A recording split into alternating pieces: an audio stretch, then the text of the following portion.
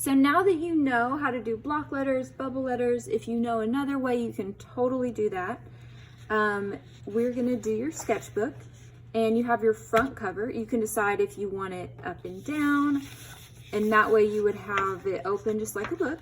Or if you want it to open this way, you could do that too. So you're gonna decide which way you are gonna put your name, and go ahead and use black Sharpie for as many things as you can on there, and then we will color in your letters with some colored Sharpies. Okay, so I've got my name down. It's kind of crazy, but I was brave with my Sharpie. I just went with it. And now you are gonna color in your letters. You can color it in solid. You can use lines, shapes, dots.